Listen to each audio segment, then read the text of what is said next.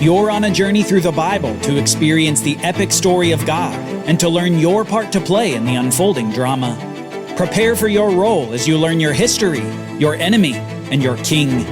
Welcome to the Bible Brief. Join us today as we see the conclusion of the story of Esther. We'll see that the hidden God leaves fingerprints in every event and every detail. You're listening to the Bible Brief.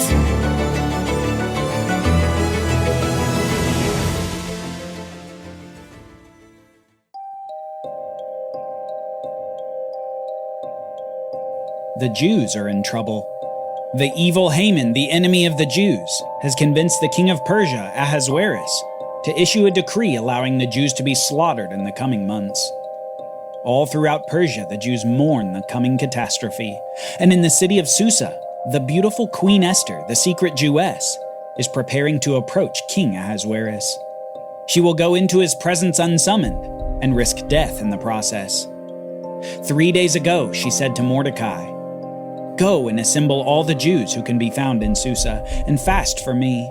Do not eat or drink for 3 days, night or day, and I and my maidens will fast as you do. After that, I will go to the king, even though it is against the law. And if I perish, I perish." These are the words of faith. Though God is hidden throughout the book of Esther, we yet see faithful actions of both Esther and Mordecai. In the midst of mourning over their apparent fates, Mordecai knows that deliverance will arise for the Jews. He has an unspoken faith in God, providing salvation, whether it's through Esther or through some other means. And Esther, resigned to fulfill what appears to be her purpose and rising to be queen of Persia, resolves to risk death to save her people. All along the story, we're asking, does God's hiddenness mean that he will forsake his people? It's been 3 days, and the fast is over. Today is the day, a day that could bring death to the queen. You can imagine the young Esther's heart pounding, her hands shaking as she puts on her makeup. Perhaps a sense of coldness, as if death were already declaring victory over the day. And yet, as she slowly approaches the throne room, a burst of love and courage flowing from her dedication to her people.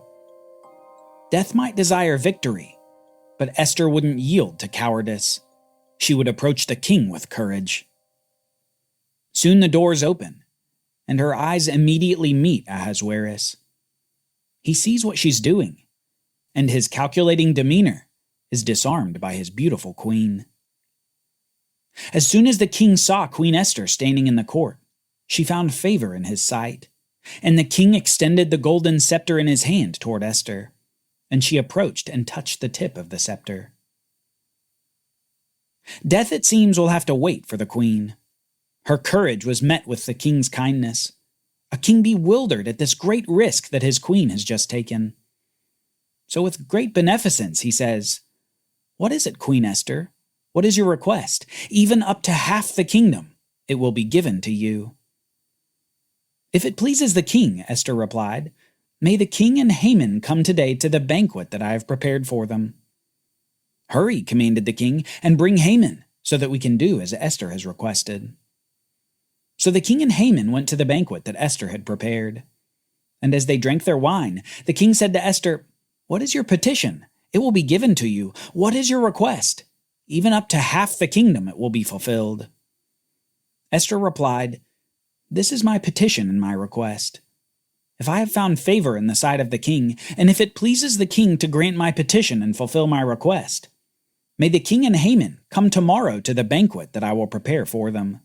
Then I will answer the king's question." Oddly enough, Esther doesn't immediately make known her desire to the king.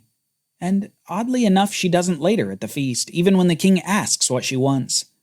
And even more oddly, she invites Haman to be part of this extended ordeal.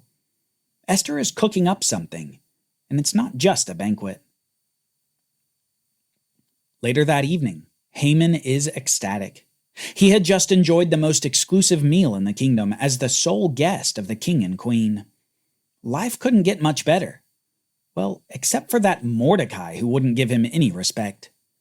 Haman says this to his wife, Queen Esther invited no one but me to join the king at the banquet she prepared, and I'm invited back tomorrow along with the king. Yet none of this satisfies me as long as I see Mordecai the Jew sitting at the king's gate." His wife Zeresh and all his friends told him, "Have them build a gallows 50 cubits high, and ask the king in the morning to have Mordecai hanged on it. Then go to the banquet with the king and enjoy yourself." The advice pleased Haman, and he had the gallows constructed. Esther may have evaded death, but Mordecai is its next target. Well, he would be next, were it not for the sleepless night of the curious king.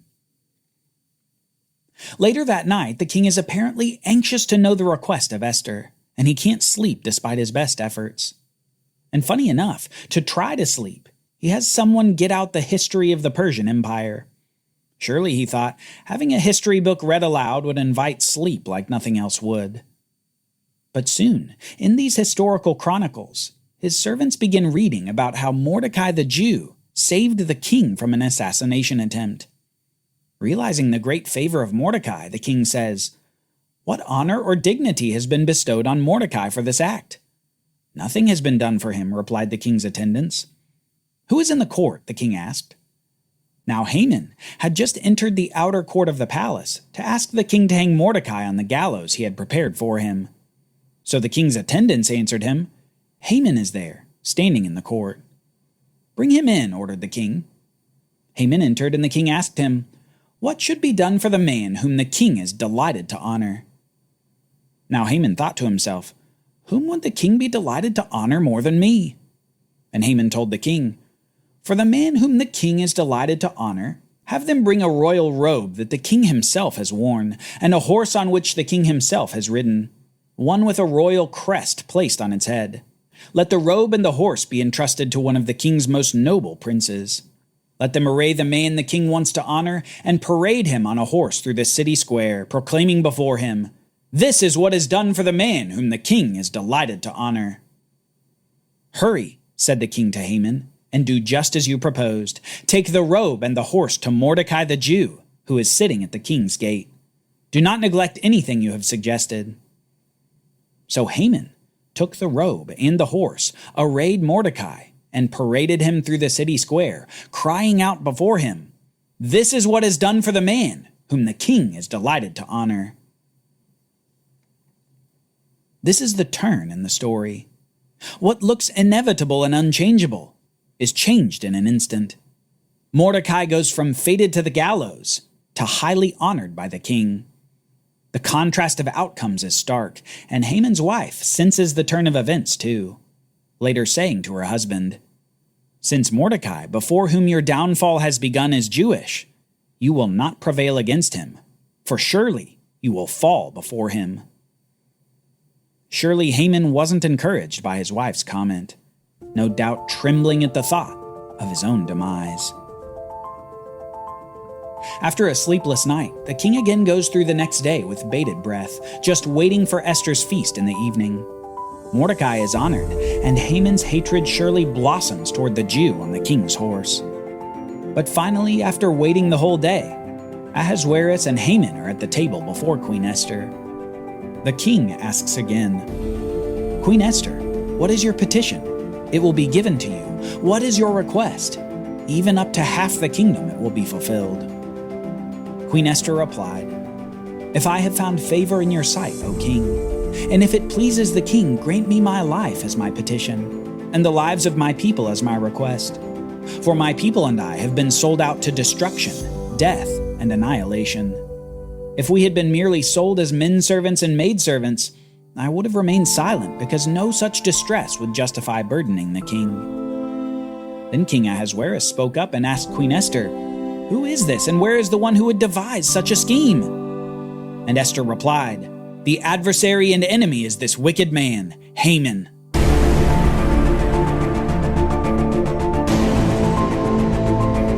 After this reveal, Haman's life is measured in minutes. He begs for his life in vain, and soon Haman is hanged on the very gallows that he had built for Mordecai. Haman's reversal was the opposite of Mordecai's. Haman went from highly honored to hanged on the gallows. Yet a significant problem remained. The problem remained. The villain was destroyed, but the decree was irrevocable. How will the Jews be saved from slaughter? Well, Mordecai, with the blessing of the king, launches a plan involving a second decree. To the Jews, it gave in each and every city the right to assemble and to defend themselves, to destroy, kill, and annihilate all the forces of any people or province hostile to them, including women and children, and to plunder their possessions. Soon, couriers rode out in haste on their royal horses, pressed on by the command of the king, and the edict was also issued in the citadel of Susa. Mordecai went out from the presence of the king in royal garments of blue and white, with a large gold crown and a purple robe of fine linen. And the city of Susa shouted and rejoiced. For the Jews it was a time of light and gladness, of joy and honor. In every province and in every city, wherever the king's edict and decree reached, there was joy and gladness among the Jews, with feasting and celebrating. And many of the people of the land themselves became Jews, because the fear of the Jews had fallen upon them. Finally, we come to see the culminating reversal of the story. When those days came, the Jews were able to defend themselves instead of being killed by those who hated them. An apparent death sentence gave way to life and victory for the Jewish people. The Jews even instituted a feast to celebrate that the Jews gained rest from their enemies, and the month in which their sorrow turned to joy, and their mourning into a holiday. Mordecai wrote that these were to be days of feasting and joy, of sending gifts to one another and to the poor. The feast to celebrate this event is called Purim, after the Persian word pur, meaning to cast lots. This is an odd name for such a momentous event. After all, to cast pur, or to cast lots, was a Persian religious practice where the Persians superstitiously tried to understand the favorability or unfavorability of days based upon apparent chance. Think of something like rolling dice, and if they land on 1, 2, 3, 4, or 5, it's an unfavorable day. But if it's a 6, it's a favorable day. The Persians did this to try to figure out when to take risks and when to complete tasks. Haman himself had done this initially to determine the day on which he would try to get the king's permission to annihilate the Jews. He cast lots, or cast pur, and finally determined it to be a favorable day. Well, the Jews had a method of casting lots too, but theirs was to determine the will of God amidst uncertainty, rather than to superstitiously understand the days. In fact, earlier in their history, wise Solomon had written this proverb. He said, "The lot is cast into the lap, but its every decision is from the Lord." For the Persians, lot casting was a faithless task. For the Jews, however, it had been a faithful way to understand God's will. This encompasses the great reversal of the book of Esther. This God who is so hidden through the book is the same God who gave beauty to Esther to be chosen as queen, who gave opportunity to Mordecai to save the king from assassination, who kept the king from sleeping on his sleepless night, who elevated Mordecai to honor, and who saved the Jews through the courageous Esther. This was the same God who made Haman's apparent success in casting pur lead to his downfall before Esther and Mordecai. God may be hidden, but God's hiddenness is not his absence. His fingerprints are all over the story of Esther and the story of the salvation of the Jews. Just as he had made the sea part for the Israelites in the Exodus, showing himself in the pillar of cloud and fire, so also he works behind the curtain, in the shadows, behind the scenes, even in the casting of pur. Even in such a seemingly small act of rolling some dice, God will not forget his promises, and he will not forget his people. Even when God is hiding, he's working. Join us next time as we wrap up the Hebrew Bible. This God who was hidden in the book of Esther is about to show himself in a way like he never has before. The long-awaited king is set to arrive. For Bible readings, reflection questions, and quizzes, don't miss the Bible Brief app. Available on iOS and Android so you can go deeper into the story. The Bible Brief is a project of the Bible Literacy Foundation, a nonprofit dedicated to helping you learn the Bible. Give to support the Bible Brief by visiting BibleBrief.org or tap the Give link in the show notes. Thank you for supporting the Bible Literacy Foundation.